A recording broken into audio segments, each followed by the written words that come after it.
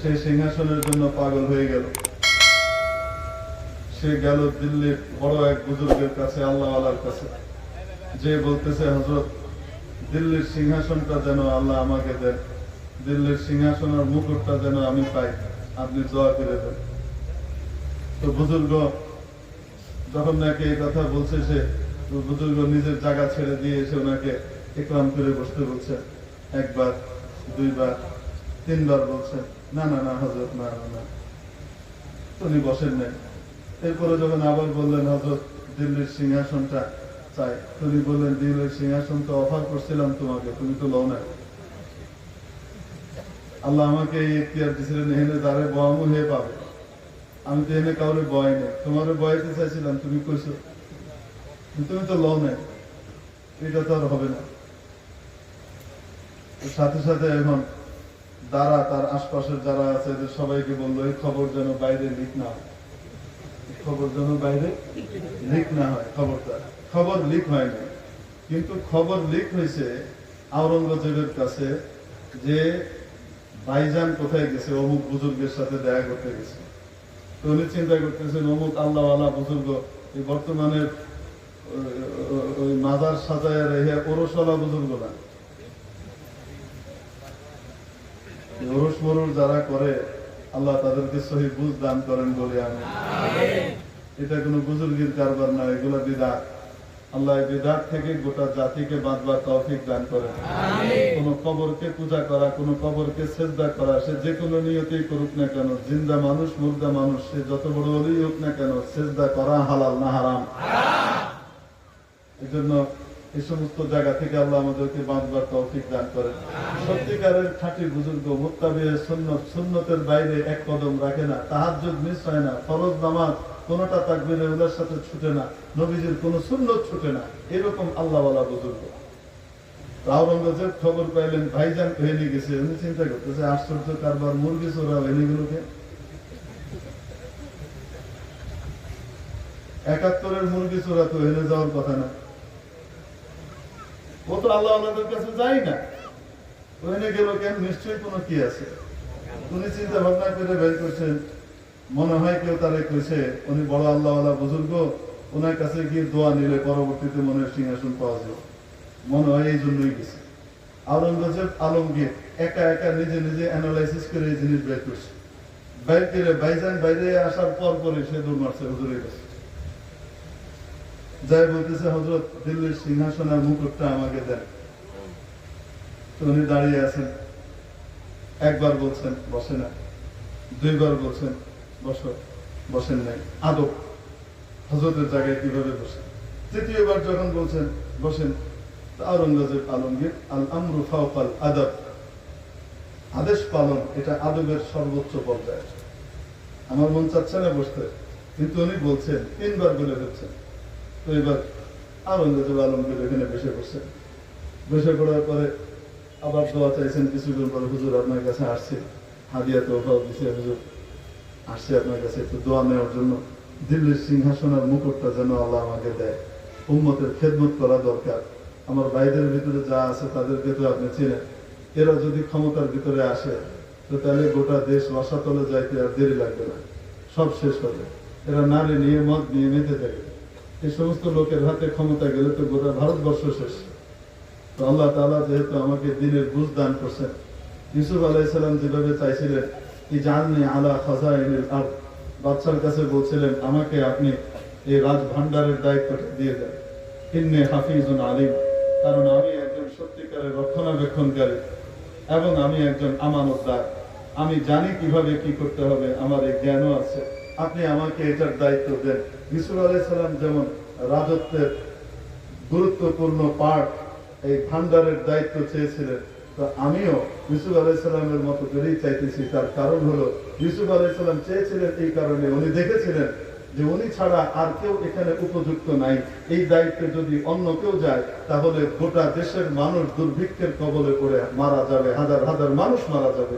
তাদের প্রাণ বাঁচাবার জন্য, তাদের দুয়ারে তাদের অধিকার ফিরিয়ে দেবার জন্য, তাদের দ্বারে দ্বারে তাদের প্রয়োজনগুলো পৌঁছে দেবার জন্য হযরত ইউসুফ আলাইহিস সালাম নিজেকে যোগ্য মনে করেছেন, অযোগ্যদের ভিড়ে নিজেকে যোগ্য দেখেছেন, তাই বলেছিলেন, এই জন্য আমিও কি করতেছি, বলতেছি যে আমার দৃষ্টিতে এখন 4 ভাইয়ের ভিতরে তো যে কোনো একজনই হবে। এখন 3 জনের অবস্থা তো আপনি জানেন। এখন মনে হয় আমার কাছে যদি না আসে তাহলে দেশের জনগণের অবস্থা শেষ হবে। অতএব আপনি দোয়া করেন আল্লাহ যেন দিল্লির সিংহাসন আর মুকুটটা আমাকে নসিব করেন, আমি যেন জনগণের কিছু খেদমত করতে পারি। বলার পর উনি বললেন সিংহাসনটা আপনাকে দিয়েই দিছি, আপনি তো বসেই আছেন। বসেই তো আছে, আল্লাহ আমার এখতিয়ারে এতটুকু দিছিল, যেটা দিছিল সেটা দিয়ে দিছি, বাকি মুকুট আমার কাছে না, এটা আল্লাহ আমার কাছে দেন না। সিংহাসন পাইছি কিন্তু মুকুট পাই নাই, তার মানে রাজত্ব স্থায়ী হবে না। হযরত মুকুট কার কাছে আল্লাহ দিয়ে রাখছে, মুকুট কার কাছে দিয়ে রাখছে বলা তো ঠিক হবে না। হযরত বলেন একটু দয়া করে, একটু যেহেতু দিচ্ছেন তো আরেকটুর জন্য কম, আল্লাহ তাআলা যেন দেশের খেদমত করার সুযোগ দেয়। মুকুট তো হলো আপনার যে খাদেম আছে, হাত পাঠিয়ে আপনার চাকরের কাম করে, যে মেসিয়ারের কাম করে না, ওর কাছে। মানে ওই লোক এত বড় আল্লাহওয়ালা বুজুর্গ আর নিজেকে ঢেকে রেখেছে, কেউ বুঝতেই পারে না যে এত বড় ওলি। সাধারণ সুন্নতের কোনো কি নাই, খেলাফ নাই, কোন আমল সুন্নতের খেলাফ করে না, কিন্তু একদম সাদা মাটা জিন্দেগি কাটাইতেছে, চিনেও নাকি আল্লাহু আকবার তার কাছে। এখন বাদশাহ আলমগীর চিন্তা করলেন, ইনি তো আমাকে বলছি আর আমাদের দিয়ে দিচ্ছেন, ওই বেটা তো সহজে দিবে না, এই বেটা বড় ঘোরের মানুষ, বোঝা যায়। উনি গিয়ে করছেন করে অজু করতে বসছেন, বলছেন পানি আনো, পানি আনছে। পানি আনার পরে বাদশাহ অজু করতেছেন, অজু করতে করতে মাথার উপরে পাগড়ি আছে না, নিজের যে মুকুটটা, পাগড়ি তো পরে, ওই পাগড়িটা পরা, তো হাত ধুয়ে এবার মাথা কি করবে, মাথা করবে। এবার পাগড়িটা খুলে খাদেমের হাতে দিচ্ছেন, দিয়ে মাথা মাসাজ করছেন। মাথা মাসাজ করে এবার পা ধোয়া শুরু করছেন। পা ধুইতেছেন আর বলতেছেন মাথায় রাখো, ভেতর আয় না। এ কি করে না, রাখে না। আরেক পা ধুইতেছেন, উনি বলতেছেন আমি তো ব্যস্ত, হাত ব্যস্ত, মাথায় রাখো, এখন রাখে না। পরে বলতেছে শোনো, তুমি যদি না রাখো তোমার ওয়ালায়াতের খাতা থেকে তোমার নাম কাটা যাবে, তুমি যে বড় বলি ওইখান থেকে তোমার নাম কাটা যাবে, কারণ তুমি আমার সাথে চুক্তিবদ্ধ। শরীয়তের খেলাফ কোনো আদেশ যদি আমি না করি তাহলে আমার যে কোনো আদেশ পালনে তুমি বাধ্য। তুমি আমার বেতনভোগ কর্মচারী, এখনো পর্যন্ত তোমার ইয়ে যায়নি, আমি আদেশ করছি, এটা যদি তুমি পালন না করো তো চুক্তি লঙ্ঘন হবে, অলির দরবার থেকে নাম কাটা যাবে। তুমি মাথায় রাখছে, রেখে কয় তব বাংলা, আল্লাহ ওরা ধ্বংস করুক, ওই বেটা আমার নাম ফাঁস কেটে দিছে। আমার কথা কি কেটে দিছে, ফাঁস কেটে দিছে। তো এই যে মাথায় রাখাইছে, কি রাখাইছে, মুকুট রাখাইছে। তো এখন আল্লাহ তাআলা গায়েবী জায়গাতে কত কিছু করে, একটু বোঝা টোঝা যায় না। এখন সুলতানুল ওয়াইজিন একবার কইছেন বইতে, বই নাই, দ্বিতীয়বার কইলেন বইতে, বইলাম না, 3 নম্বরেও যদি না বই, আল্লাহ জানে কি দিতেছে, যদি তো বাড়ি টাড়ি না।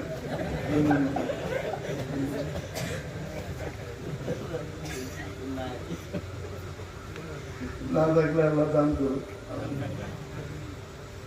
मेरे मुहतरम दोस्तों, अजीज बुजुर्ग, अल्लाहुम्मा जिद फजिद, আল্লাহ বরকত দান করেন। আহলে ইলম, আহলে হক, আহলে লিসান, আহলে জবান এবং আহলে জিনান, আহলে কলব, উলামা ইকরাম, এনাদের সকলের হায়াতের ভিতরে আল্লাহ তাবারক ওয়া তাআলা বরকত দান করেন। আমিন। মেরে মুহতারাম দোস্ত, তো বলছিলাম যে আল্লাহ তাবারক ওয়া তাআলা কিভাবে হেফাজত করেন। ওই যুবক যখন নাকি রেল লাইনে কাটা পড়া থেকে বেঁচে গেল, সবাই তো চোখ বন্ধ করে ফেলেছিল, মরে গেছে বুঝে, কোনো চিৎকারও শোনা গেল না। তো জিজ্ঞেস করছে তুমি কিভাবে বাঁচলা, এত তীব্র গতির ট্রেন তোমার সাথে সংঘর্ষ হতে যাচ্ছে, এটা আমরা চোখের সামনে দেখলাম, তুমি বাঁচলা কিভাবে? সে বলে বলতে তো পারবো না, এতজন যে চিৎকার করছিলাম, আমরা ডাকছিলাম, হুইসেল দিচ্ছিল, তুমি শুনতে পাওনি? বলে না, কিছুই শুনতে পাইনি। তাহলে তুমি বাঁচলা কিভাবে? বলে তা তো আমি জানি না, আমি তো আনমনে হেঁটে বেড়াচ্ছিলাম, হঠাৎ মনে হলো কে যেন 2 হাত দিয়ে আমাকে সজোরে ধাক্কা মারলো ওই পাশ থেকে।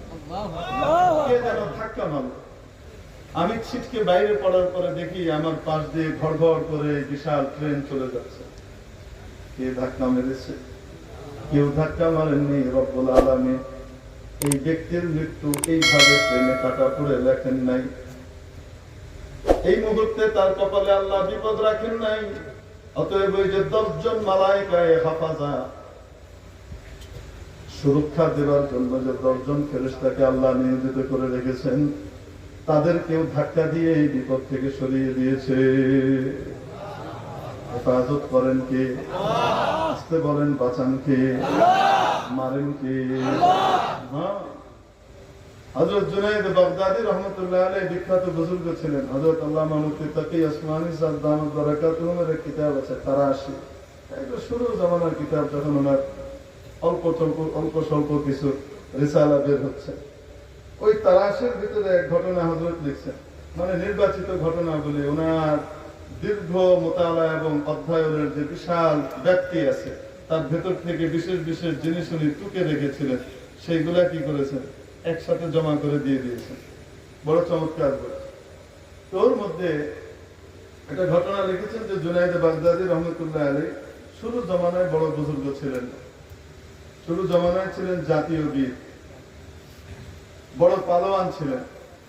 এই পালোয়ান, তার সাথে কেউ পারে না।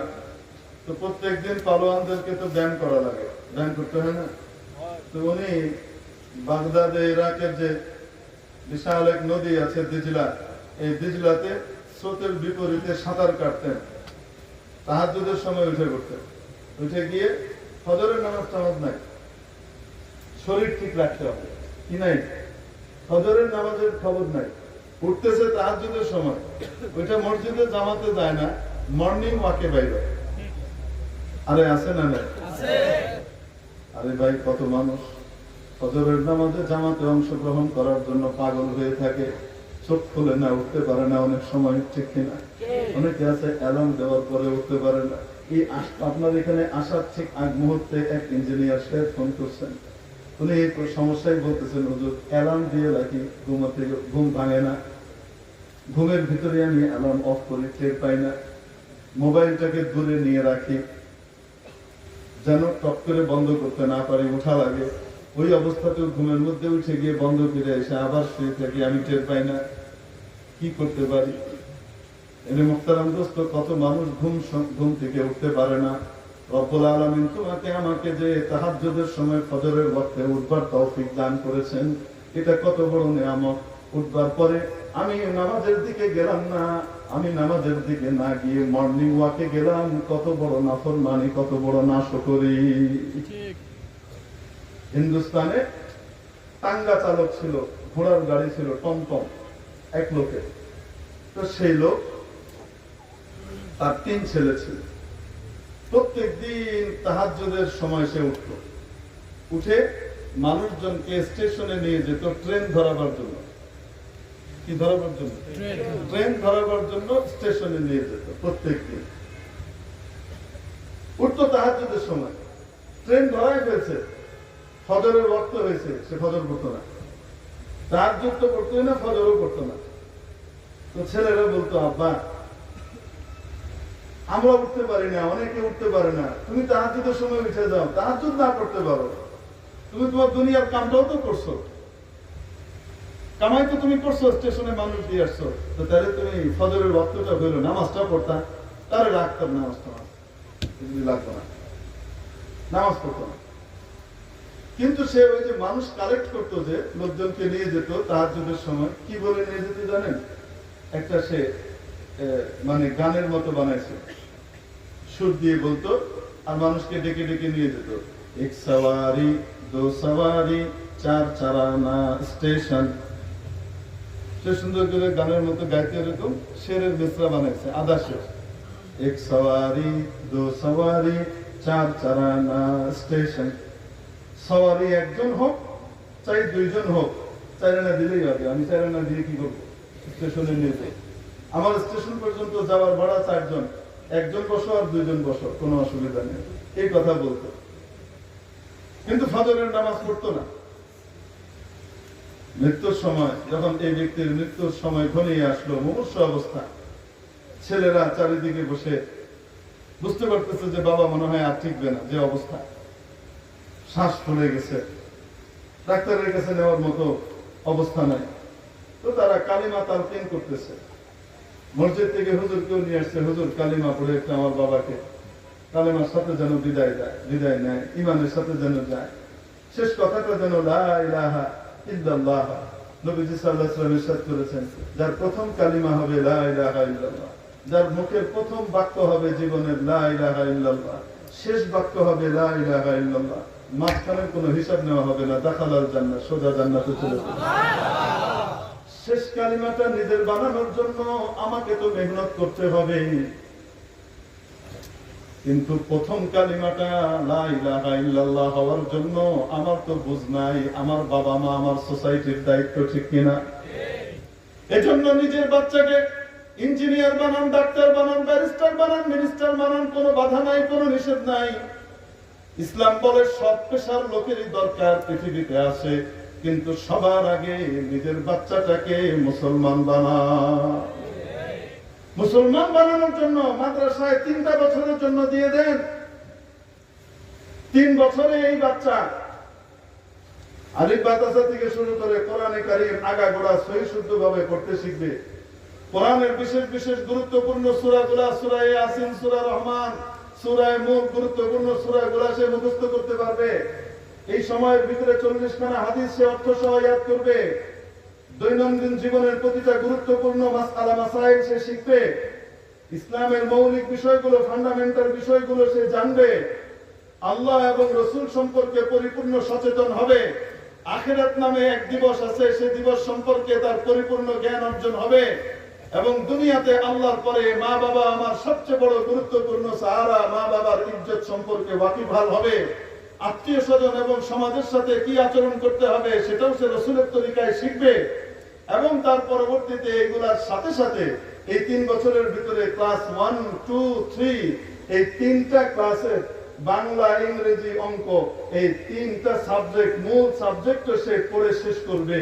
3 বছর পরে আপনার বাচ্চা একজন খাঁটি মুসলমান হয়েছে। এইবার এই বাচ্চাকে চাইলে আপনি মাদ্রাসায় কন্টিনিউ করেন, সেরাদের সেরা বানান, খায়রুকুম মান তাআল্লামাল কুরআন ওয়া আল্লামা বানান। আর যদি না পারেন স্কুল কলেজে নিয়ে যান। এই বাচ্চা ভবিষ্যতে ইঞ্জিনিয়ার হবে। ভুয়া ভাউচার দিয়ে পয়সা লুপাট করবে না। ভবিষ্যতে ডাক্তার হবে। রোগীর একটা টেস্ট হইলেই চলে, সেখানে 15টা টেস্ট দিয়ে উপরে আর তলা দুই দিক থেকে তলে তলে সে কুড়ানোর দুর্নীতি করবে না। এই বাচ্চা ভবিষ্যতে রাজনীতিবিদ হবে। এই বাচ্চা রাজনীতিবিদ হয়ে মন্ত্রী হবে। মানুষের টাকা লোপাট করে বিদেশে পাচার করবে না, বরং রাষ্ট্রের টাকা সম্পদকে হেফাজত করে জনগণের খেদমতে সে পেশ করবে। এরকম সোনার মানুষ তৈরি হবে যদি তাকে আপনি মুসলমান বানান, যদি তাকে ঈমানওয়ালা বানান। প্রথম কালিমা যেন তার হয় লা ইলাহা ইল্লাল্লাহ। বাড়িতে টেলিভিশন আর ভিসিআর রেখে, বাড়িতে নাটক আর সিনেমার চল চালু করে বাচ্চার মুখ থেকে প্রথম বাক্য লা ইলাহা ইল্লাল্লাহ বের হবে, এটা আশা করা বোকামি। মেরে মুহতারাম দোস্ত, এজন্য নিজের বাড়িকে পবিত্র করতে হবে। নিজের বাচ্চার চিরস্থায়ী জিন্দেগি যেন সুন্দর হয়, সোজা যেন সে জান্নাতে যায়, কিয়ামতের দিন যেন সে না আটকায়। এটার জন্য তার প্রথম বাণীটা যেন বের হয় লা ইলাহা ইল্লাল্লাহ। এই পরিবেশ বাড়িতে বাবা মাকে তৈরি করতে হবে। আল্লাহ কবুল করেন বলে আমিন। আর শেষ কালিমা কি? লা ইলাহা ইল্লাল্লাহ। এজন্য এখন তালকিন করতেছে ছেলেরা। এই 3 ছেলে বসেছে আর হুজুরকে নিয়ে আসছে। সবাই কি পড়ে? লা ইলাহা ইল্লাল্লাহু মুহাম্মাদুর রাসূলুল্লাহ। মৃত্যু পথযাত্রী ব্যক্তির পাশে বসে কালিমা পড়তে থাকতে হয়। তাকে আদেশ করতে নাই, বলতে নাই কালিমা পড়ো, কালিমা পড়ো, বলতে নাই। কারণ ওই সময় প্রচন্ড কষ্ট হয়, তীব্র যাতনা হয়। ওই যাতনার কারণে বিরক্ত হয়ে অস্বীকার করেও দিতে পারে, করবো না, তাহলে বড় ভয়ঙ্কর অবস্থা হবে। এই জন্য কিছুর আদেশ না করা, তার পাশে কোরআনে কারীমের সূরা ইয়াসিন তেলাওয়াত করতে থাকা এবং লা ইলাহা ইল্লাল্লাহ তালকিন করতে থাকা। এখন তার ছেলেরা তালকিন করে লা ইলাহা ইল্লাল্লাহ, আর ওই ব্যক্তির মুখ দিয়ে বের হয় এক সওয়ারি, দো সওয়ারি, চার চারা স্পেশাল। তাকে যত লা ইলাহা ইল্লাল্লাহ তার পাশে পড়া হয়, তালকিন করা হয়, মুখ দিয়ে লা ইলাহা ইল্লাল্লাহ বের হয় না, কি বের হয়? এক সওয়ারি দো সওয়ারি চার চারানা স্টেশন। মানুষ যেটা বেশি বেশি জপবে, বিশেষ করে ফজরের ওয়াক্তে, ফজরের আগে যে সমস্ত কথাবার্তা মানুষ বেশি বলে, এই সমস্ত কথাবার্তা মৃত্যুর সময় তার কাছে আবার ফিরে আসে। এজন্য আল্লাহ ওয়ালারা যারা জিকির শ্রবণ করেন, সালেকিনকে তালকিন করেন, তাহাজ্জুদের সময় 12 তাসবিহ জিকির দিয়ে রাখেন। কারণ ওই সময় 12 তাসবিহ জিকিরের যখন নাকি অভ্যাস হয়ে যায়, মৃত্যুর সময় অটোমেটিক ইসাব্বিতুল্লাহুল্লাযীনা আমানু বিল কওলি সাবিতি ফিল হায়াতিদ দুনিয়া ওয়া ফিল আখিরাহ হয়ে যায়, অটোমেটিক কালিমা চলে আসে। তো বলতেছিলাম ফজরের নামাজ পড়তে পারা এটা কি সাধারণ নিয়ামত না অনেক বড় নিয়ামত? ওই সময় উঠতে পারা এটা সাধারণ নিয়ামত না বড় নিয়ামত? কিন্তু মেরে মুহতারাম দোস্ত দেখেন, এই লোক নিয়ামত পাওয়ার পরে নাশকরি করেছে, বেঈমান হয়ে দুনিয়া থেকে যেতে হয়েছে। এজন্য আমাদের চিন্তা করা দরকার, ফজরের সময় যদি আল্লাহ ঘুম ভাঙিয়ে দেয়, আগে মসজিদে হাজিরি দিয়ে কপালটা ঠেকায় আসি, তারপরে স্বাস্থ্য ঠিক করা যাবে, মর্নিং ওয়াক করা যাবে। মর্নিং ওয়াক পরে আগে আমার রবের নামাজ, ঠিক না? হযরত জুনায়েদ বাগদাদী রাহমাতুল্লাহ আলাইহি তো পালোয়ান হইলে কি নামাজ রোজার খবর থাকে না? তো ফজরের নামাজের আগে কোথায় কি করতেছে? ও যে সাঁতার কাটে, স্রোতের বিপরীতে সাঁতার কাটে। একদিন সাঁতার কাটতে কাটতে দেখেন তখন আলো আধারিত গালাস মানে ইসফার হই হই করছে। এরকম সময় উনি দেখেন একটা কাঁকড়া বিছে, মরুভূমির কাঁকড়া বিছে ওই নদীর পাড় বেয়ে পানির নদীর তীরের দিকে আসতেছে। উনি খুব বিস্মিত হলেন, আশ্চর্য কারবার। কাঁকড়া বিছের তো স্বভাব আর নেচার হলো সে পানি থেকে দূরে থাকে। যেমন বাংলাদেশের ভিতরে ছাগল আছে, ছাগলকে আল্লাহ একটা স্বভাব দিয়েছেন, নেচার দিয়েছেন, সে পুকুরে যাবে না, নদীতে যাবে না। আপনি যত জোরেই ছেড়েন না কেন সে বিদ্রোহ করবে, আন্দোলন করবে।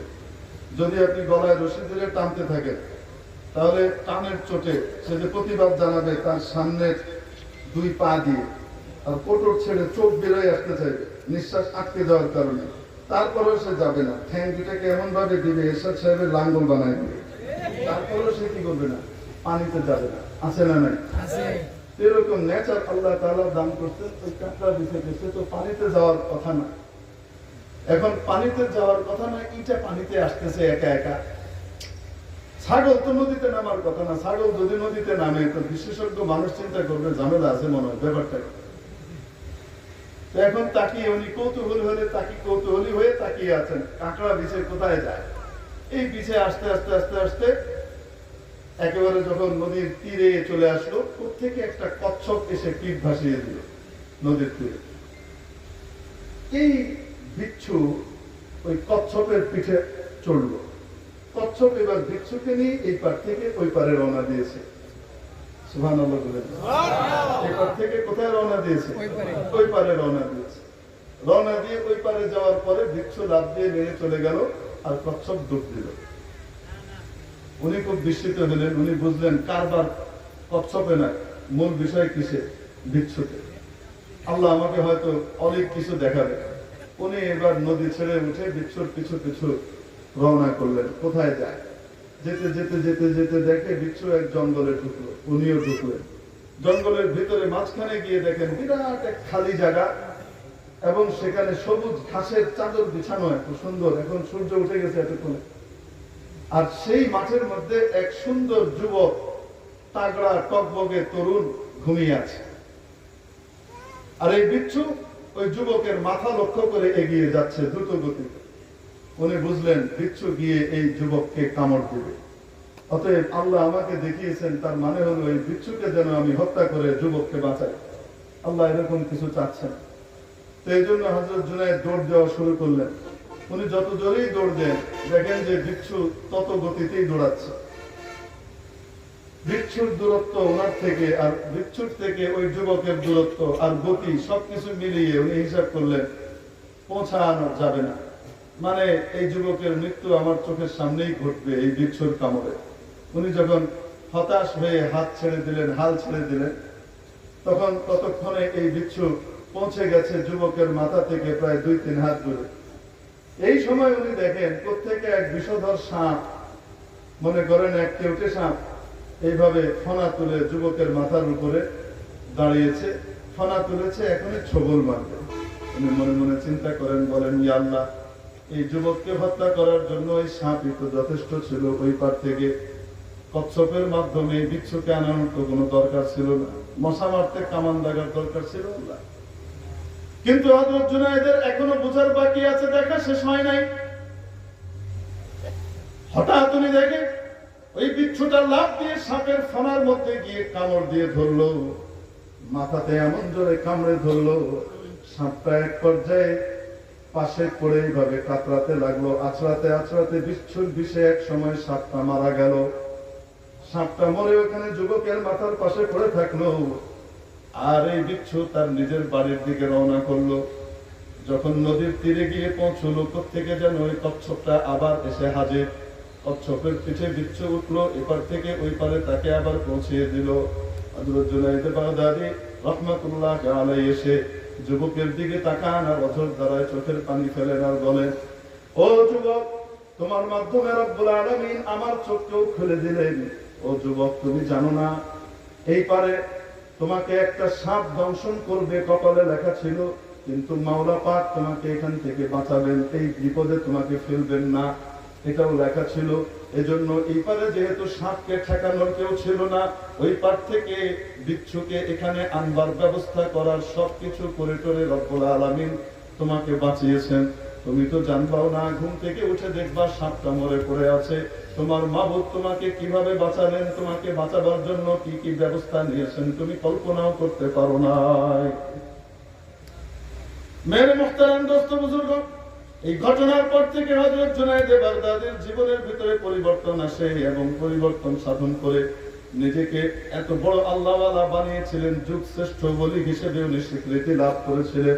মেরে মুহতারাম দোস্ত, বলছিলাম এই জন্য যে আল্লাহ রাব্বুল আলামিন আমাকে আপনাকে হেফাজত করেন, বাঁচান কে? আরো আস্তে, কে বাঁচান?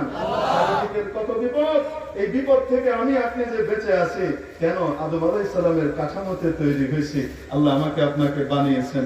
এই জন্য আল্লাহ তাআলা ফ্যাসিলিটি দিয়েছেন, 10 জন ফেরেশতা আমার আপনার হেফাজত সর্বক্ষণ করে যাচ্ছে। এই মানুষটা হওয়ার জন্য, আদম আলাইহিস সালামের আকৃতিতে আসার জন্য দরখাস্ত করছিলাম, এটা এক নিয়ামত। এই নিয়ামতের দৌড় শুধুমাত্র মৃত্যু পর্যন্ত। সামনের জগতে ফ্যাসিলিটি পাইতে গেলে ঈমান লাগবে। কি লাগবে? ঈমান যদি না থাকে, নেক আমল যদি না থাকে, আল্লাহ তাআলা বলেন সুম্মা রাদাদনাহু আসফালা সাফিলিন, তাকে একবারে নিকৃষ্ট স্তরে নামিয়ে দিলাম। আবু লাহাব, আবু জাহেল, উতবা, সাইবা, ফিরআউন, সাদ্দাত, নমরুদ, হামান, এরাও তো মানুষ ছিল, কিন্তু এরা জাহান্নামের কীট পতঙ্গ হয়েছে, ঠিক কিনা? মেরে মুহতারাম দোস্ত, ঈমান দান করেছেন কে? এজন্য নিয়ামত কার? এই নিয়ামতের শুকর আদায় করতে হবে কি হবে না? এজন্য ঈমানের শুকর আদায় করব। নিজেদের বাচ্চাগুলাকে বেঈমানের পরিবেশের বিভিন্ন প্রতিষ্ঠানের ভিতরে ভর্তি করিয়ে দিব, তাহলে ঈমানের নিয়ামতের শুকরিয়া আদায় হবে। কি বলেন আপনারা? নিজের বাচ্চাদেরকে আল্লাহ আমাকে ঈমানদার বানাইলেন, এটার শুকরিয়া হিসেবে নিজের সবচেয়ে বড় নিয়ামত আমার সন্তান, এটাকে বেঈমানের পরিবেশের ভিতরে দিয়ে আসবো। কেন? তাকে ইউরোপ আমেরিকার বড় নামদাদা কিছু একটা হইতে হবে। কি বলেন? এভাবে শুকর আদায় করবো তো? এভাবেই শুকর আদায় করেন ইনশাআল্লাহ তাআলা। ওল্ড হোম, বৃদ্ধ নিবাস বরাদ্দ আছে কপালে। বৃদ্ধ নিবাস গুলাতে যান, ইঞ্জিনিয়ারের বাবা মা পাবেন, ডাক্তারের বাবা মা পাবেন, প্রফেসর সাহেবের বাবা মা পাবেন, বড় সায়েন্টিস্টের বাবা মা পাবেন, রাজনীতিবিদের বাবা মা পাবেন। পাবেন না শুধু কোন হাফেজ আলেমের, কোন ইমাম মুয়াজ্জিনের বাবা মা। দেখেন মেরে মুহতারাম দোস্ত, নিয়ামতের শুকর আদায় না করলে কিন্তু বিপদ আছে। এই জন্য নিজেদের বাচ্চাদেরকে খাঁটি মুসলমান বানাবার জন্য, খাঁটি ইমানদার বানাবার জন্য প্রাথমিকভাবে 3টা বছরের জন্য মাদ্রাসায় দিতে কে কে রাজি আছে? হাত উঠাইয়া দেখায়। আল্লাহ কবুল করেন, হাত নামায়। এবার সুলতানুল ওয়াইজিন আমাদেরকে চূড়ান্ত সমাপনী এবং সবচেয়ে সুন্দর নসিহত মালা দিয়ে আমাদেরকে ধন্য করবেন। আল্লাহ তাআলা হযরতের হায়াতে, ইলমে, আমলে এবং